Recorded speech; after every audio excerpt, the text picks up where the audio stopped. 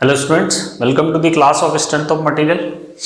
Student, last class में हमने deflection के जो डबल इंटीग्रेशन मेथड होता है उसमें कैंटिलीवर बीम में जो आपका पॉइंट लोड लगा हो और यूडीएल लगा हो उस केस में डिफ्लेक्शन और स्लोप कैलकुलेट किए थे, राइट।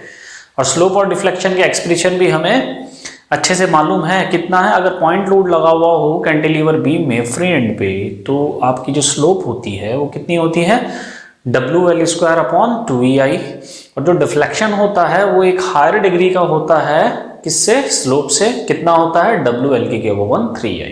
ठीक, ऐसे ही हमने ये देखा था कि जब हम कैंटिलीवर बीम में यूनिफॉर्म डिस्ट्रीब्यूटेड लोड की बात करते हैं तो उसमें हमारा जो डिफ्लेक्शन होता है और स्लोप आता है उसका एक्सप्रेशन क्या रहता है, उसका एक्सप्रेशन रहता है WL3/6EI स्लोप का, और डिफ्लेक्शन का रहता है WL4/8EI, राइट।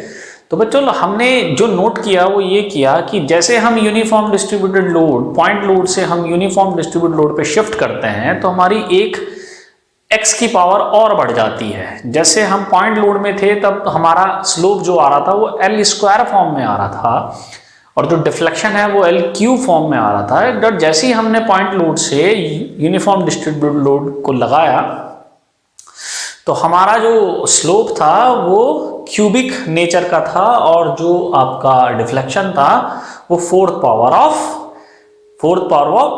एल्जेब्रिक फंक्शन या x की वैल्यू 4 पावर की थी, राइट। तो हमने देखा कि जो डिफ्लेक्शन है वो स्लोप के कंपैरिजन में एक हायर डिग्री का होता है, राइट। अभी हम बात कर रहे हैं डबल इंटीग्रेशन मेथड की, राइट। अभी हमने कोई बात नहीं की है मोमेंट एरिया मेथड की, तो आज हम मोमेंट एरिया मेथड का थोड़ा सा इंट्रोडक्टरी पार्ट देखेंगे। और उससे पहले हम simply supported beam simply supported beam नहीं, कैंटिलीवर बीम के केस में जो यूवीएल होता है उसमें कितना आपका स्लोप और डिफ्लेक्शन आता है उसको पहले हम देखेंगे। तो यहां पर हेडिंग डालेंगे एक्सप्रेशन फॉर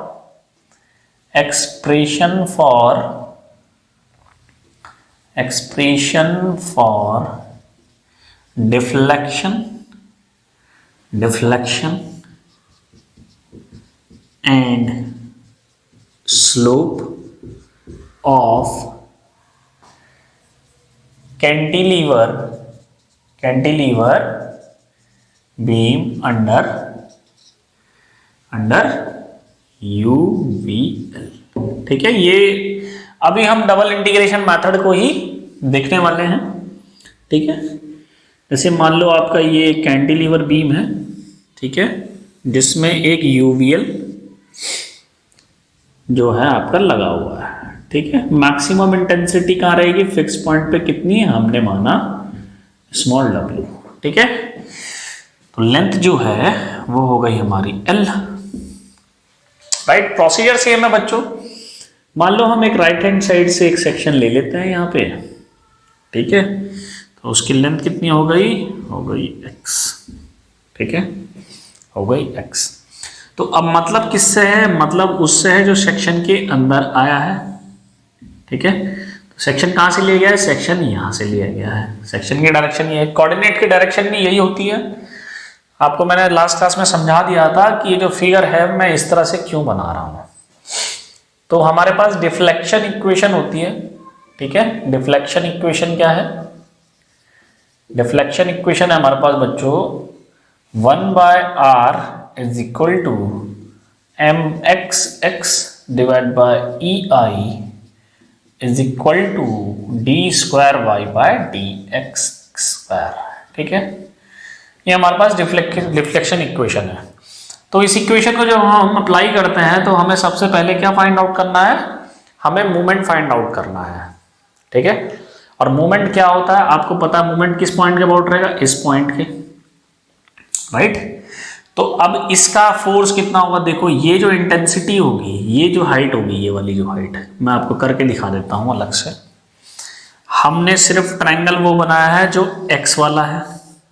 ये डिस्टेंस कितनी होगी, ये डिस्टेंस होगी x, ठीक है। ये हाइट आ जाएगी आपकी जिसे हम कहेंगे W'। ये मैं आपको करवा चुका हूं शेयर फोर्स और बेंडिंग मोमेंट डायग्राम में। कितना आएगा स्मॉल w × x/l, ठीक। ये x है तो इससे आने वाला जो शेयर फोर्स होगा वो कितना होगा, वो इसका एरिया होगा, और वो कहां लगेगा, वो इसके सेंट्रॉइड पे, यानी कि ये इसका सेंट्रॉइड होगा। सेंट्रॉइड हमें मालूम है कि बेस से रहता है 1/3 डिस्टेंस पे, और वर्टेक्स जिसे शीर्ष कहते हैं उससे रहता है 2/3 डिस्टेंस पे, राइट। तो ये हमें मालूम है। तो ये जो शेयर फोर्स है इसका, बेसिकली जो एरिया होगा इस ट्राइंगल का, वो कहाँ एक्ट करेगा, वो सेंट्रॉइड पे एक्ट करेगा, यानी यहाँ पे ये मेरा शेयर फोर्स होगा। और मूवमेंट होता है shear force into centroidal distance from the section, right. तो जो मूवमेंट होगा बच्चों mx इसमें क्या हो जाएगा, माइनस का, क्यों, क्योंकि डाउनवर्ड डायरेक्शन में लगेगा, शेयर फोर्स डाउनवर्ड डायरेक्शन में है, तो शेयर फोर्स इनटू x/3। और शेयर फोर्स जो होगा वो होगा एरिया ऑफ दिस ट्रायंगल, यानी कि माइनस एरिया क्या होगा, हाफ इंटू बेस कितना है x, हाइट कितनी है, हाइट इतनी है, WX/L इंटू ये x/3, क्या आया, x/3। तो ये पूरी वैल्यू क्या आ गई, ये पूरी वैल्यू आ गई, जो हमारा मोमेंट है वो आ गया -WX³ अपॉन 6L, ये हमारा मोमेंट आ गया, राइट। अब ये जो मोमेंट हमारा आया है बच्चों, ये किस इक्वेशन में पुट करेंगे हम, ये हम पुट करेंगे डिफ्लेक्शन इक्वेशन में, जहां से फिर हम डबल इंटीग्रेट करके वैल्यूज को फाइंड आउट करते हैं, राइट। मूव करते हैं आगे, ठीक है। ये तो कैलकुलेशन मैंने वैसे SFD BMD में भी करा दी थी, तो जरूरी नहीं, लेकिन ठीक है, रिवाइज हो जाता है, कोई बात नहीं। मूव करते हैं आगे, ठीक है, आगे मूव करेंगे। ये हमारी डिफ्लेक्शन इक्वेशन है, ठीक है। डिफ्लेक्शन इक्वेशन में हमने ये इक्वेशन लगानी है, टर्म कौन सा बराबर करना है, सेकंड एंड थर्ड। तो हम कह सकते हैं कि d² डिवाइड बाय dx², ठीक है। d² डिवाइड बाय x² कितना हो जाएगा, mxx डिवाइड बाय EI, ठीक है। mxx मैंने अभी निकाला था, कितना था, तो d² divide by dx² divide by dx² कितना होगा, is equal to 1/EI into minus के WX³ अपॉन 6L, यही तो हमारा मोमेंट था, ठीक है। अब इसको हम सिंप्लीफाई करके कैसे लिख सकते हैं, हम इसको लिख सकते हैं -WX³ 6LEI, क्लियर है। अब हम वही प्रोसीजर डबल इंटीग्रेशन मेथड को फॉलो करेंगे, तो एक बार इंटीग्रेशन यहां करेंगे इसका, ठीक है, एक बार इंटीग्रेशन यहां करेंगे इसका। फिगर में मिटा देता हूं, फिगर का अब कोई यूज नहीं है, ठीक है।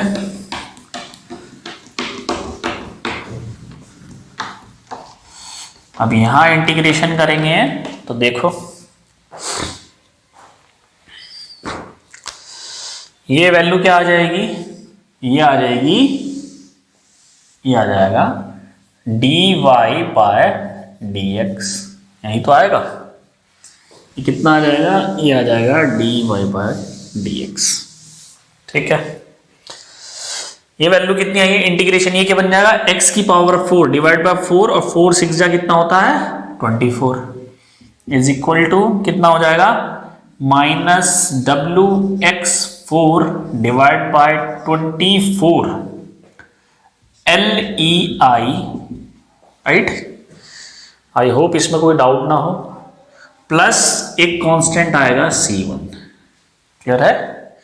और C1 क्या है, फर्स्ट इंटीग्रल कांस्टेंट। कैसे फाइंड आउट करेंगे इसको, from the slope boundary condition. इसको हम फाइंड आउट करते हैं from the slope boundary condition. Clear है? अब स्लोप बाउंड्री कंडीशन क्या होगी, देखो इफ मुझे मालूम है अगर x की वैल्यू 0 है तो y की वैल्यू y मैक्स होगी और थीटा जो होगा वो मैक्स होगा, पहली बात। और अगर x की वैल्यू L है तो y की वैल्यू 0 होगी और थीटा भी मेरा 0 होगा, क्योंकि ये कैंटिलीवर बीम है। तो हम इस वाली बाउंड्री कंडीशन को रखेंगे जहां से C1 निकालेंगे, जैसे हमने लास्ट क्लास में किया था। ठीक है, लास्ट क्लास में भी तो हमने यही किया था। तो पुट करेंगे बाउंड्री कंडीशन, x की वैल्यू L पे dy बाई dx क्या होगा 0। तो L जब पुट करेंगे तो ये बन जाएगा L की पावर 4 और एक L नीचे है तो वो कैंसिल आउट हो जाएगा, तो ये आएगा minus W L cube divide by 24 EI plus के C1। क्लियर है बच्चों? तो C1 की वैल्यू जो आ गई वो आ गई W L की क्यूब अपॉन 24 EI। फिर इसी इक्वेशन में पुट करेंगे, इस इक्वेशन को हम 1 मान लेते हैं, इसी इक्वेशन में इसको पुट करेंगे। क्लियर है? तो कितना आ जाएगा dy बाय dx इक्वल्स कितना होगा माइनस के W x की power 4 divide by 24 EI into L plus small w L की क्यूब डिवाइड बाय 24 EI। ठीक है, और एक बाउंड्री कंडीशन हम ये भी जानते हैं कि x की वैल्यू 0 पे थीटा क्या होगा, थीटा मैक्स। यानी कि अगर मैं x की वैल्यू 0 पुट करूं तो जो मेरा dy बाई dx है ये होगी मैक्सिमम वैल्यू। ये क्या होगी, ये होगी मैक्सिमम वैल्यू। क्लियर है? तो यानी कि हम ये कह सकते हैं कि जो थीटा मैक्स होगा जिसे हम dy बाई dx कहते हैं, जब x की वैल्यू 0 पुट करोगे तो टर्म हो जाएगा 0, तो बनेगा पॉजिटिव W L की क्यूब अपॉन 24 EI। पॉजिटिव माने क्या, एंटी क्लॉक वाइज। क्लियर है? स्लोप तो हमने निकाल ली, इसकी कितनी आई स्मॉल w इंटू एल की cube divide by 24 EI। Clear है बच्चों? ये पॉइंट क्लियर है? ठीक है, नेक्स्ट हमें क्या करना है, हमें डिफ्लेक्शन फाइंड आउट करना है। तो ये जो इक्वेशन आई थी हमारी, इसको हम दोबारा से इंटीग्रेट करेंगे, राइट। इक्वेशन 1 को दोबारा से इंटीग्रेट करेंगे। तो इक्वेशन 1 को जब दोबारा से इंटीग्रेट करोगे, तो मैं यही कर रहा हूं, ठीक है। तो ये वैल्यू कितनी आ जाएगी, ये वैल्यू आ जाएगी y इज इक्वल टू, ये बनेगा x की पावर 5, ये बनेगा x की पावर 5, नीचे आएगा 5, तो ये कितना आ जाएगा, ये आ जाएगा 120 नीचे, ठीक है। 24 इंटू 5 कितने होते हैं 120। तो माइनस w x की power 5 divide by 24 into 5 LEI। अब ये 24 इंटू 5 क्या होगा, ये 24 इंटू 5 जो होगा बच्चों, ये आएगा 120, ठीक है, प्लस C1x प्लस C2। ये इक्वेशन आ गई हमारी। फिर हम बाउंड्री कंडीशन इसको पुट करेंगे, ठीक है। फिर हमारे पास बाउंड्री कंडीशन है। बाउंड्री कंडीशन हमारी क्या कहती है, C1 हमें मालूम है, C1 कितना है WL की क्यूब अपॉन 24 EI। तो y इज इक्वल टू हम लिख सकते हैं यहाँ पे माइनस W x की power 5 divide by 120 LEI plus WL की cube upon 24 EI into x plus C2। और मुझे मालूम है x की वैल्यू l पे, y मेरा क्या है 0, ये वैल्यू यहाँ पुट करेंगे। तो y की वैल्यू 0 है कब, x की वैल्यू जब l है, तो यहाँ l पुट करेंगे तो एक l नीचे है तो कैंसिल आउट हो जाएगा। तो ये आ गया l की power 4 divide by 120 EI, right. Plus यहाँ l पुट करेंगे तो ये हो जाएगा l की power 4 divide by 24 EI plus C2, ठीक है। एलसीएम कितना आ जाएगा यहाँ पे 120, एलसीएम आ जाएगा हमारा 120 बाहर, ठीक है। तो ये वैल्यू कितनी हो जाएगी माइनस डब्ल्यू एल की पावर 4 डिवाइड बाय EI, और ये वैल्यू हो जाएगी आपकी कितनी, ये हो जाएगी 5, तो 5W की पावर 4 अपॉन EI प्लस में C2। जब ये हम इससे सॉल्व करेंगे तो ये कितना आ जाएगा 4, और 4 को जब हम डिवाइड करेंगे तो आ जाएगा 30, यानी कि ये आ जाएगा, और ये 4 जो आएगा वो पॉजिटिव का आएगा, तो C2 की वैल्यू बेसिकली कितनी आ जाएगी, ये 0 इज इक्वल टू कितना होगा, ये आ जाएगा WL की power 4 divide by 30 EI plus C2। तो C2 कितना आ गया, C2 आ गया minus WL4 divide by 30 EI। ये हमने C2 को फाइंड आउट कर लिया, ठीक है, हमने C2 को फाइंड आउट कर लिया। अब C2 को फाइंड आउट करने के बाद जो इक्वेशन हमारी है डिफ्लेक्शन वाली, तो इक्वेशन क्या है हमारे पास, ये है। इस इक्वेशन में हम C2 की वैल्यू पुट करेंगे, तो y is equal to minus W X की power 5 divide by 120 LEI plus WL की cube divide by 24 EI into X, और C2 की वैल्यू हमने फाइंड आउट कितनी की है minus WL4 divide by 30 EI, right. और अब मुझे मालूम है कि x की वैल्यू 0 पर y मेरा मैक्स होगा। तो जब x की वैल्यू 0 पे y क्या है मेरा, y मैक्स, तो ये y मैक्स कितना आ जाएगा, ये टर्म 0 हो जाएगा, ये टर्म 0 हो जाएगा, बचेगा ये माइनस साइन के साथ अपॉन 30 EI, और माइनस साइन फिर मैं यहां से हटा के इसको लिख सकता हूं डाउनवर्ड, डाउनवर्ड डायरेक्शन कैसी है, डाउनवर्ड डायरेक्शन है, राइट। क्लियर है बच्चों। तो कैंटिलीवर बीम का यूनिफॉर्म वेरिंग लोड के केस में जो स्लोप और डिफ्लेक्शन का एक्सप्रेशन होता है उसको हम डिराइव कर चुके हैं, उसको हमने डिराइव कर लिया है, राइट। तो अब आप खुद देख रहे होंगे ये जो डबल इंटीग्रेशन मेथड है इसमें कैलकुलेशन का पार्ट बहुत ज़्यादा है। कंपटीशन में क्या इतना बड़ा पार्ट सॉल्व करोगे, तो सारा टाइम तो इसे सॉल्व करने में ही लग जाएगा।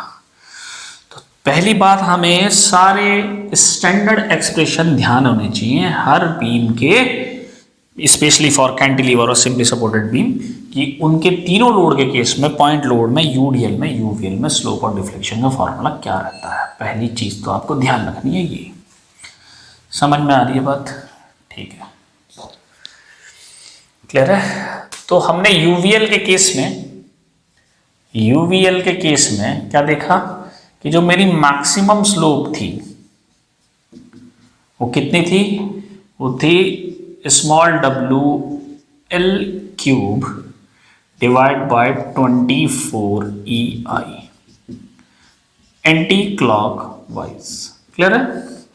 और जो मेरा y मैक्स था, y मैक्स ये था स्मॉल w L की पावर 4 डिवाइड बाय 30 EI, कितना डाउनवर्ड। आई होप आपको ये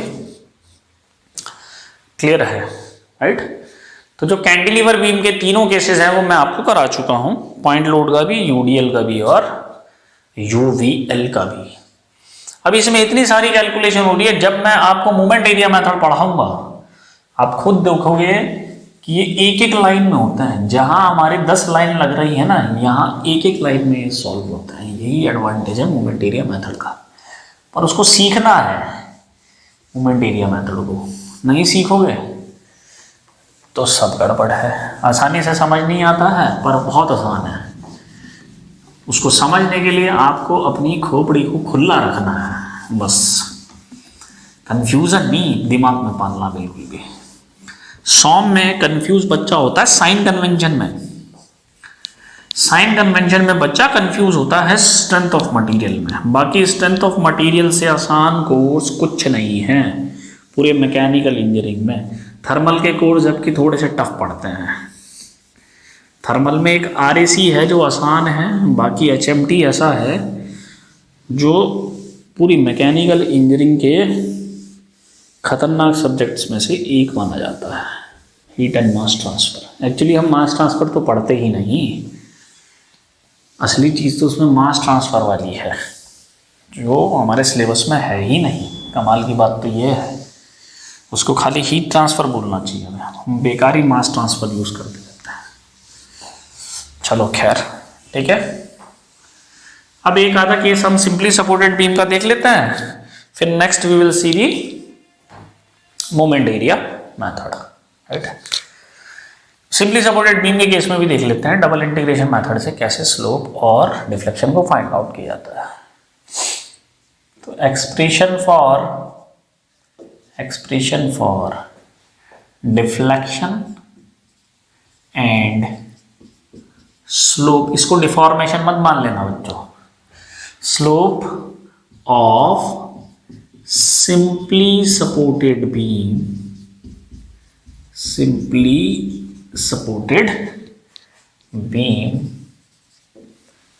under point load at its midpoint, under point load at its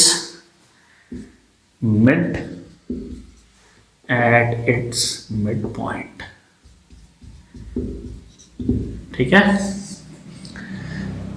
तो एक सिंपली सपोर्टेड बीम बना लेते हैं।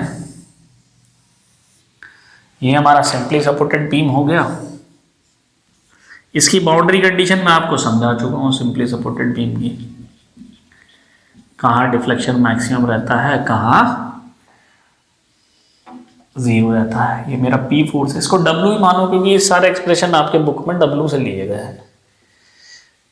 कंफ्यूज हो गए तो इसको मान लो, क्योंकि ये पॉइंट लोड है तो ये कैपिटल डब्ल्यू हुआ, ध्यान रखना।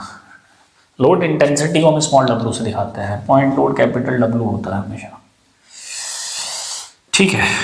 ये पॉइंट ए हो गया, ये मेरा पॉइंट बी। ये रिएक्शन कितनी हो जाएगी, कैपिटल डब्ल्यू बाई 2। ये रिएक्शन भी हो जाएगी कैपिटल डब्ल्यू बाई 2। अब इसको बार बार कैलकुलेट नहीं कराऊंगा मैं, ठीक है। कोऑर्डिनेट का ध्यान रखना, कोऑर्डिनेट हमारे इसी डायरेक्शन में चलना है तो इसलिए सेक्शन भी इसी डायरेक्शन में लेना है।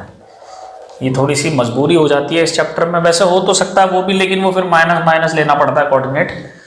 कोऑर्डिनेट रिवर्स करना पड़ता है उस डायरेक्शन में। वहाँ जीरो से माइनस एल पे जाएंगे, फिर हम यहाँ जैसे जीरो से एल पे जा रहे हैं वहाँ फिर जीरो से माइनस एल पे जा रहे हैं, वो भी कर सकते हो आप, राइट हैंड साइड से भी ले सकते हो, कोई दिक्कत नहीं है, ठीक है। तो हम क्या करते हैं, हमने एक सेक्शन ले लिया यहाँ पे जिसकी डिस्टेंस x है, ठीक। ये काम हमने कर दिया। तो अब देखो ये moment positive negative, moment positive, ये ऊपर को जाएगा। तो बेसिकली मैं कह सकता हूं mx जो है मेरा वो आएगा w/2 इंटू एक्स, यानी पॉजिटिव का होगा। तो डिफ्लेक्शन इक्वेशन मुझे मालूम है। डिफ्लेक्शन इक्वेशन क्या है मेरी, डिफ्लेक्शन इक्वेशन है 1/r is equal to mx divide by ei is equal to d² y by dx²। ठीक है, लेना सेकेंड और थर्ड टर्म में ही है। क्लियर है? ठीक है, देखो इस इक्वेशन को फॉलो करते हुए हम क्या करें, हमने कहा कि D square Y by D X square is equal to M X X upon E I. M X X कितना है, डब्ल्यू एक्स बाय 2, तो ये वैल्यू हो जाएगी डब्ल्यू एक्स अपॉन, ये कैपिटल होना चाहिए डब्ल्यू, नॉट स्मॉल, ठीक है, डब्ल्यू एक्स बाय 2 ई आई आ जाएगा ये, ठीक है, यही होगी वैल्यू, बिल्कुल यही होगी।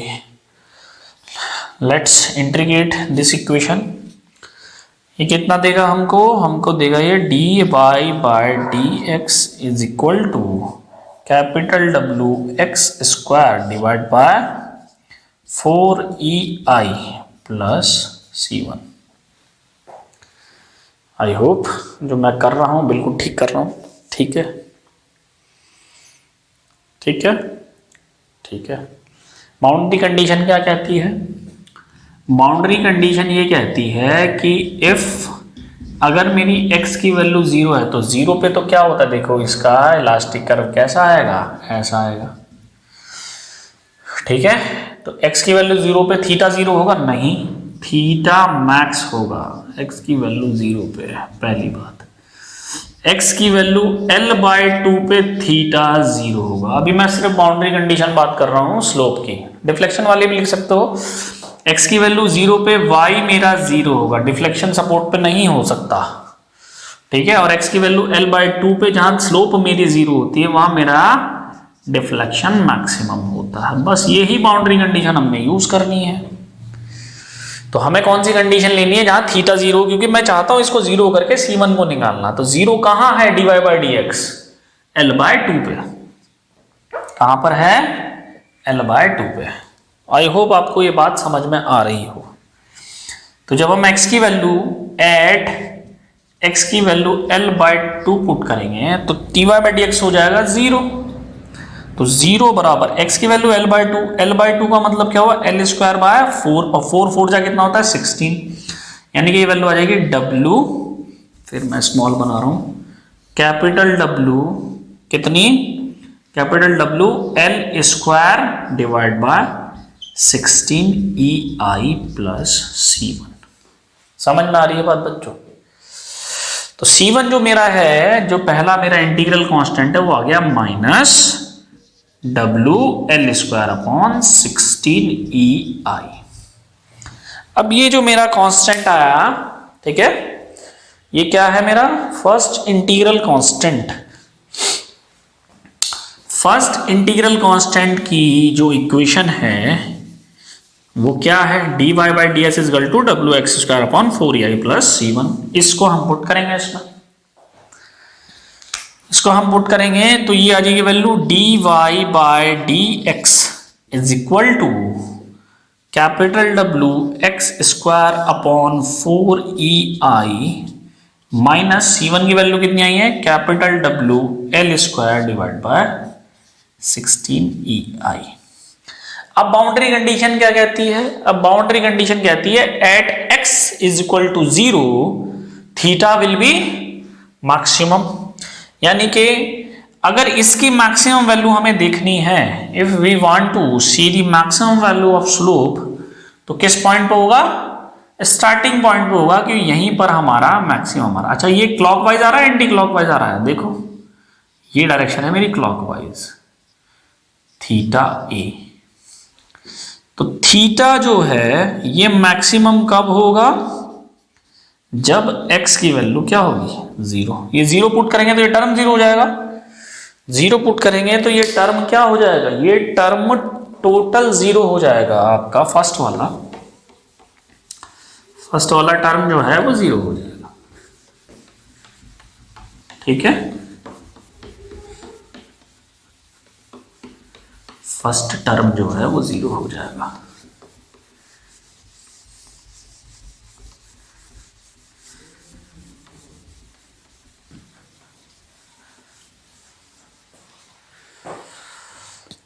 फर्स्ट टर्म 0 हो जाएगा तो ये वैल्यू क्या आ जाएगी, ये आ जाएगी थीटा मैक्स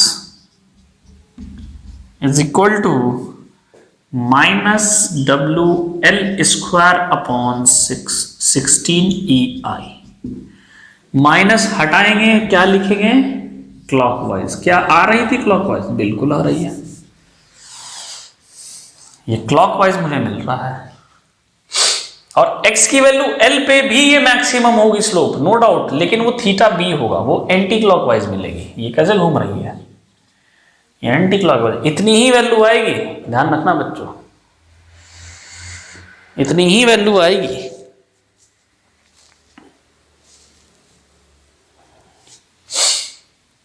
क्लियर है? अच्छा, मूव करते हैं आगे। ठीक है, अब यहां पर x की वैल्यू L अगर हम पुट करेंगे तो थीटा भी आना चाहिए, लेकिन एक्चुअली बीच में एक लोड चेंज हो रहा है बच्चों, ध्यान रखना। बीच में एक लोड की वजह से यहां जो एक्सप्रेशन मेरा आएगा वो मुझे एक्यूरेट नहीं मिलेगा कभी भी।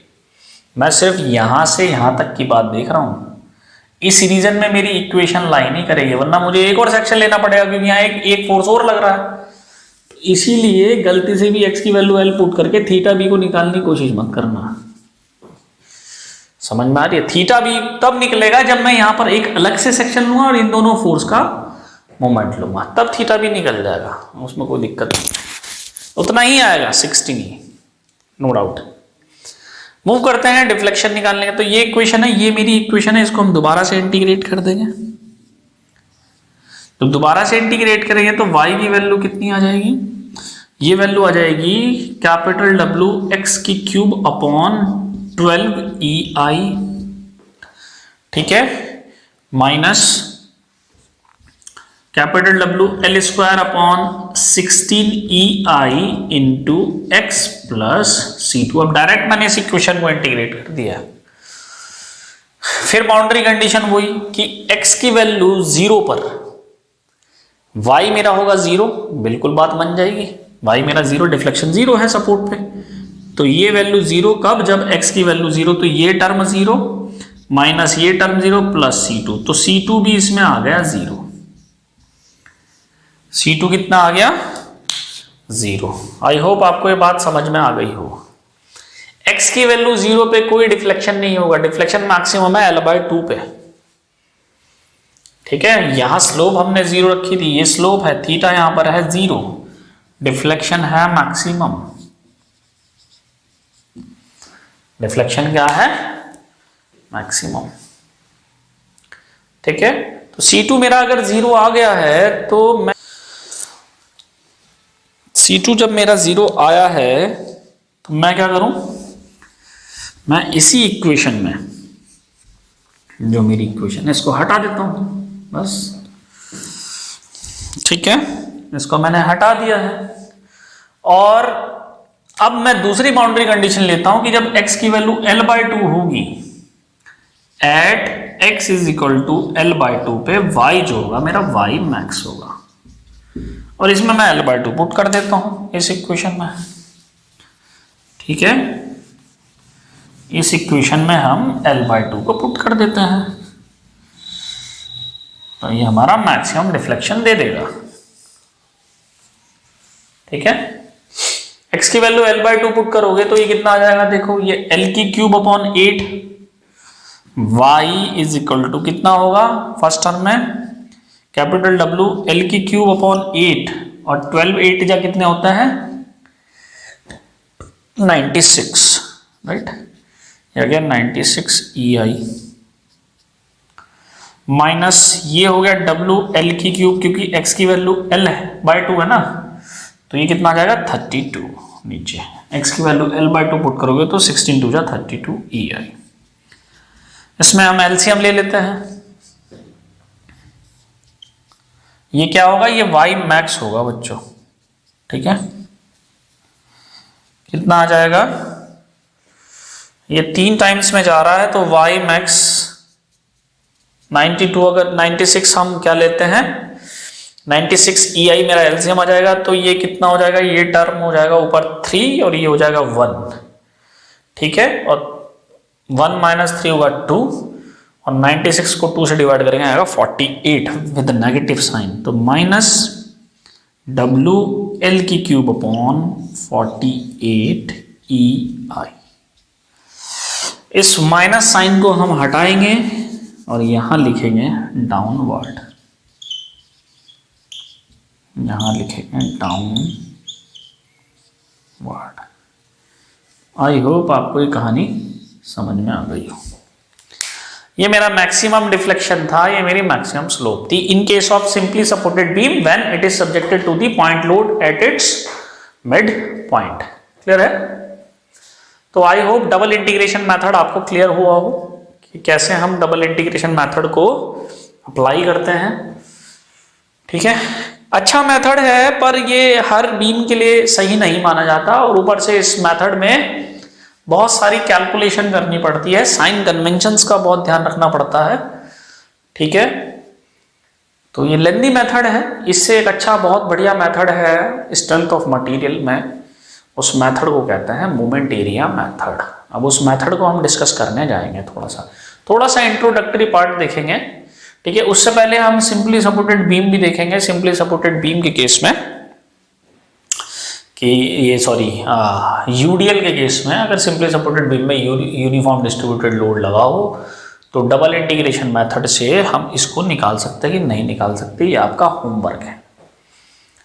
आप क्या करोगे, आप सिंपली सपोर्टेड बीम में यूनिफॉर्म डिस्ट्रीब्यूटेड लोड का केस लेकर उसमें स्लोप और डिफ्लेक्शन फाइंड आउट करोगे। ये बात आपको समझ में आ गई? ठीक है, ये आपका होमवर्क है। ठीक है, मैं बच्चों को बहुत कम होमवर्क देता हूं, आप करोगे तो आपकी कैलकुलेशन स्पीड जो होगी वो अच्छी होगी, एक्यूरेसी भी अच्छी होगी। तो अब मैं मूव करूंगा मोमेंट एरिया मेथड पे। ठीक है, अब मोमेंट एरिया मेथड का देखना कितना अच्छा मेथड है वो, उसका सबसे बड़ा एडवांटेज अभी मैं आपको बताऊंगा। एक लाइन में आपके सारे स्लोप और डिफ्लेक्शन आप निकाल सकते हो, हमें सिर्फ एक स्टेटमेंट लिखना होता है उसमें। ठीक है, लेकिन उसको यूज करने के लिए, उसको अप्लाई करने के लिए आपको शेयर फोर्स और बेंडिंग मोमेंट डायग्राम बहुत अच्छे से ड्रॉ करना आना चाहिए। The only requirement in moment area method is to accuracy किसमें? In the shear force and bending moment diagram.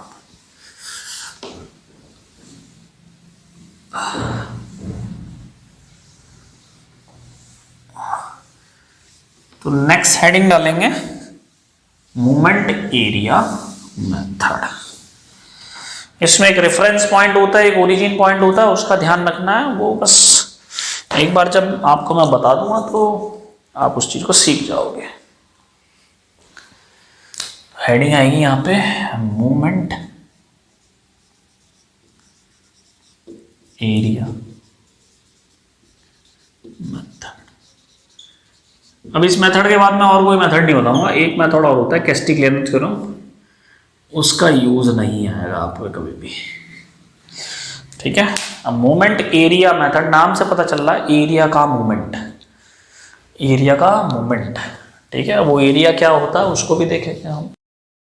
So student, we have to talk about the moment area method, right. Moment area method क्या होता है, we are going to see here. देखो बच्चों, जैसे आपको पता है कि ये कैंटिलीवर बीम है, ठीक है, ये हमारा कैंटिलीवर बीम है सपोज, और इसके फ्री एंड पे जो आपका फोर्स है पॉइंट लोड वो कैपिटल डब्ल्यू एक्ट कर रहा है सपोज, और इस बीम की जो लेंथ है वो कितनी है, कैपिटल लेंथ। क्लियर है बच्चों? Let us suppose this point is A and this point is B. Clear है?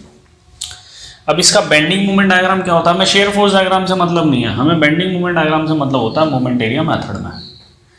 तो यहां मुझे पता है कि फ्री एंड पे जो स्लोप होगी मेरी वो क्या रहेगी, मैक्सिमम, और जो मेरा डिफ्लेक्शन होगा वो भी क्या रहेगा, मैक्सिमम। ये बात तो हो गई फ्री एंड की। फिक्स्ड एंड पे क्या होता है, फिक्स्ड एंड पे जो स्लोप होगी थीटा ए वो होगी 0, और जो डिफ्लेक्शन होगा वो भी होगा 0। क्लियर है बच्चों? अब इसका बेंडिंग मोमेंट डायग्राम हम देख चुके हैं, कैसा बनता है बेंडिंग मोमेंट डायग्राम। इसका बेंडिंग मोमेंट डायग्राम बनता है कुछ इस तरीके का, लीनियर इन नेचर का होता है, ठीक है। ये नेगेटिव हमारा बेंडिंग मोमेंट डायग्राम बनता है, ठीक।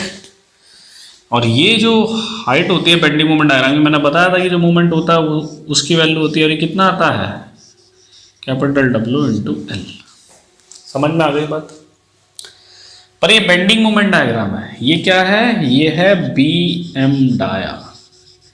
मोमेंट एरिया मेथड में हम क्या यूज करते हैं, हम यूज करते हैं M/EI डायग्राम, M/EI डायग्राम। तो जो बेंडिंग मोमेंट डायग्राम कह रहा हूं मैं इसे मैं M डाया भी कहूंगा, मोमेंट डाया, तो कंफ्यूज नहीं होना। तो ये क्या है, बेसिकली ये मूवमेंट डायग्राम है, ठीक है। अब मैं इस मूवमेंट को अगर फ्लेक्सरल रिजिडिटी, क्या है हमारी फ्लेक्सरल रिजिडिटी, क्या है flexural rigidity, flexural rigidity, flexural rigidity कितनी है, E इंटू आई। क्यों कर रहा हूं मैं ऐसा, ध्यान से समझेंगे बच्चों। हमें पता है कि d² y is equal to dx² क्या होता है, movement divide by flexural rigidity. तो अगर मैं मूवमेंट और फ्लेक्सरल रिजिडिटी का रेशो लूं तो मुझे डिफरेंशियल इक्वेशन देगा, सेकंड ऑर्डर की डिफरेंशियल इक्वेशन देगा सेकंड ऑर्डर की। और फिर सेकंड ऑर्डर से हम डिफ्लेक्शन कैसे निकालेंगे वो भी हम देखेंगे, उसका भी हमारे पास तरीका है। तो basically we are interested in the M/EI diagram, not moment diagram. This is the moment diagram. तो M/EI डायग्राम कैसे बनेगा, देखो बच्चों, कोई भी वैल्यू है अगर मैं उसे किसी कांस्टेंट वैल्यू से डिवाइड करूं, ये क्या होगा, मेरे लिए कांस्टेंट होगा, राइट। तो क्या होगा, ये टर्म छोटा हो जाएगा, डायग्राम तो वैसा ही रहेगा। तो जो ये बड़ा है ये थोड़ा सा छोटा हो जाएगा बस, लेकिन डायग्राम वैसी रहेगा, क्योंकि स्लोप चेंज हो जाएगी उस केस में। समझ में आ रही है बात। तो ये होगा मेरा M/EI डायग्राम, ठीक है। तो सबसे पहली बात तो हमें इस डायग्राम में इंटरेस्ट है, मोमेंट एरिया मेथड में। This is my point A and B and this is my point A and B। Clear है, आई हो आपको इतना टर्म क्लियर हो।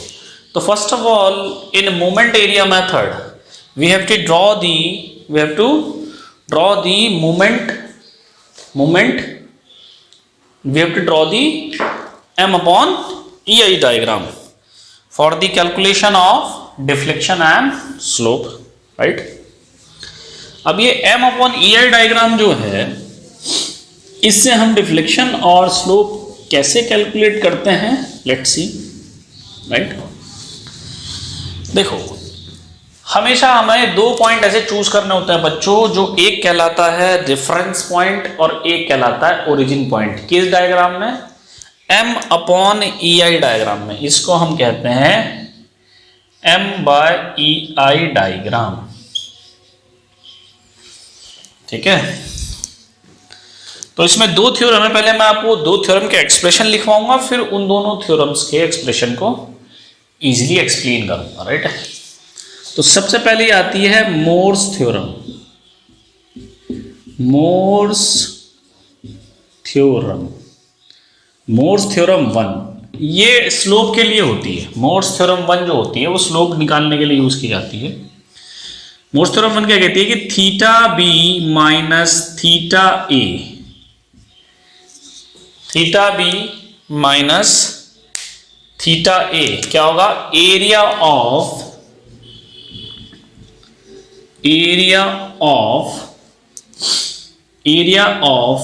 M/EI diagram between B to A, between B to A, area of M/EI डायग्राम between B to A, ठीक है।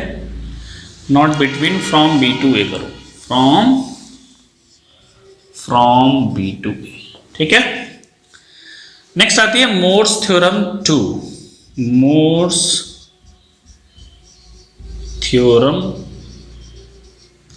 Second, and this theorem is being used for the calculation of deflection, right? Mohr's theorem क्या देती है? Mohr's theorem 1 देती है हमें slope, Morse theorem 2 देती है हमें deflection. In the same way Y B minus Y A is equal to होगा movement of area of M over EI diagram, M over EI diagram from B to A, from B to A। तो ये दो theorem use होती है जब हम slope और deflection को फाइंड आउट करना चाहते हैं। For the calculation of deflection and slope we have to draw the M over EI diagram. Our objective is to draw the M over EI diagram first, and then we will have to use both the expression for the calculation of slope and deflection of beams. Clear है? तो ये जो formula है आपको वो आपको mind में रखना है, it is very important, right? अब जरा मूव करते हैं, B क्या है, A क्या है, इसको समझते हैं क्योंकि ये बड़ा इंपॉर्टेंट है B और A को समझना। थ्योरम तो हमें एक्सप्रेशन तो समझ में आ गई, ठीक है। हम पॉइंट्स को समझते हैं कि ये पॉइंट्स बेसिकली क्या कहलाते हैं। देखो हमेशा दो पॉइंट ऐसे लेने होते हैं, ठीक है, जो एक पॉइंट पे स्लोप हमारी जीरो रहे और एक पॉइंट पे स्लोप हमारी नॉन जीरो रहे, और जहां स्लोप नॉन जीरो होगी उस पॉइंट में हमें स्लोप निकालनी हो। तो always select two points in such A way that, ध्यान से सुनना, always select two points in such A way that one point is a zero slope which is called reference point, and another point is non-zero slope which is called origin point। ये ध्यान रखना, ठीक है। तो यहां पर note करके कुछ बातें चलेंगी, वो आपको दिमाग में रखनी है। Node first, always select two points, always select 2 points in such a way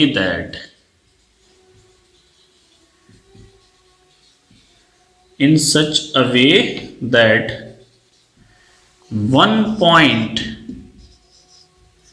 should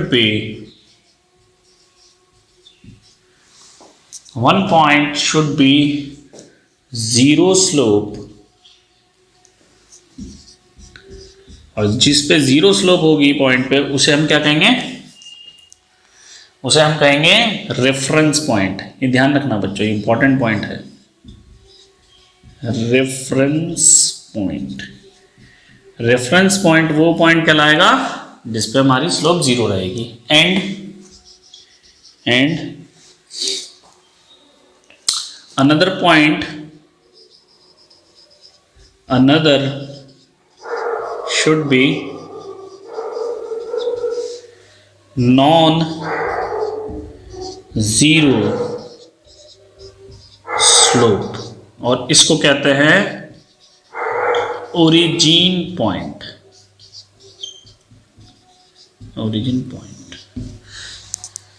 इस केस में क्या है, ए जो है हमारा वो रेफरेंस पॉइंट है क्योंकि यहां पे स्लोप क्या है, जीरो, और बी जो है वो हमारा ओरिजिन पॉइंट है क्योंकि यहाँ पे स्लोप क्या है, नॉन जीरो और मैक्सिमम। और एक चीज और ध्यान रखनी है, सेकंड पॉइंट ये भी होगा कि जो पॉइंट है नॉन जीरो स्लोप वाला वो पॉइंट होगा जहां पर हमें स्लोप फाइंड आउट करनी है। स्लोप की बात कर रहे हैं, डिफ्लेक्शन की नहीं, ध्यान रखना, बात स्लोप की चल रही है, ठीक है। तो सेकंड पॉइंट होगा point of non zero slope, point of non zero slope should be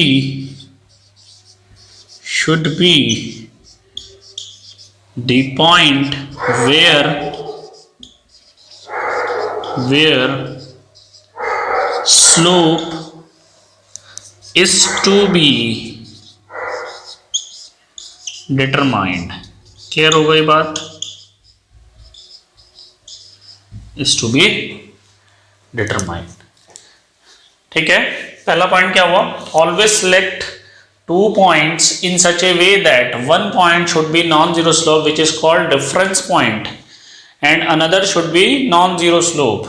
ठीक है, origin point. And what is the second point? Second point is the point of non-zero slope should be the point where slope is to be determined, या where slope has to be determined. Right? Clear है? Third, अब देखो जब हम movement लेंगे area का तो वो हमेशा सेंट्रॉइड के अबाउट होता है, ध्यान रखना। किसी भी जो फिगर होती है, कौन सी फिगर? अनसिमेट्रिकल फिगर, उसका जो मूवमेंट होता है वो हमेशा सेंट्रॉइड के अबाउट ही आएगा। तो इंपॉर्टेंट पॉइंट है कि जो सेंट्रॉइड है वो रेफरेंस पॉइंट से मेजर किया जाए या ओरिजिन पॉइंट से मेजर किया है। तो थर्ड पॉइंट लिखेंगे इसमें कि जो हमारा एक्स बार है centroid always measured from the origin point, ये ध्यान रखना। It is very important to keep in our mind that always measure from the origin point. किसकी बात कर रहे हैं? We are talking about the centroid x bar. Third point क्या होगा? centroid of the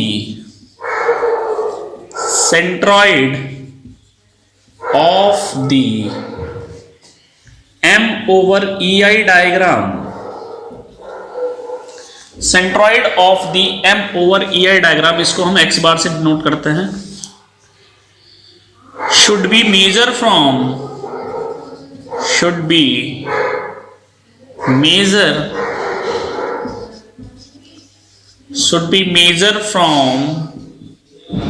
the origin point.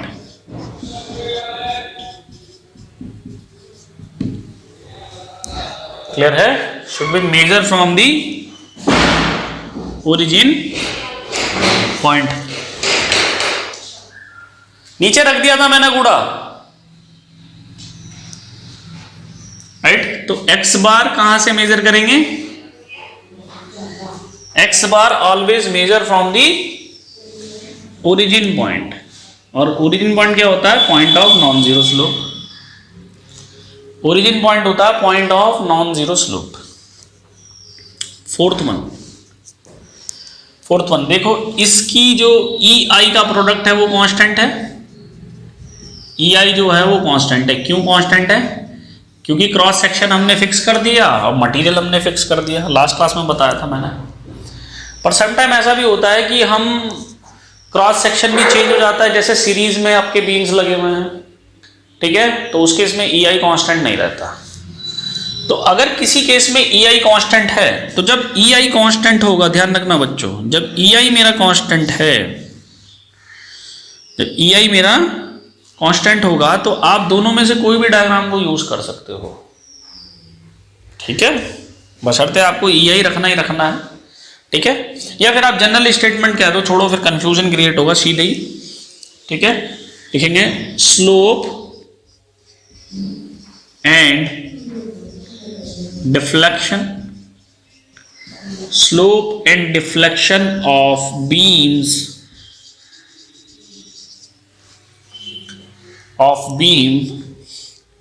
have to be calculated from the m over ei diagram. This is my fourth point, right? इतने point काफी हैं किसी भी problem को solve करने के लिए। किस मेथड से? By the moment area method. I hope ये पॉइंट आपको क्लियर हुए हैं, ठीक है। अब हम देखते हैं कि कैंटिलीवर बीम का जब ये वाला केस है, इसमें कैसे हम डिफ्लेक्शन और कैसे हम स्लोप को फाइंड आउट करते हैं।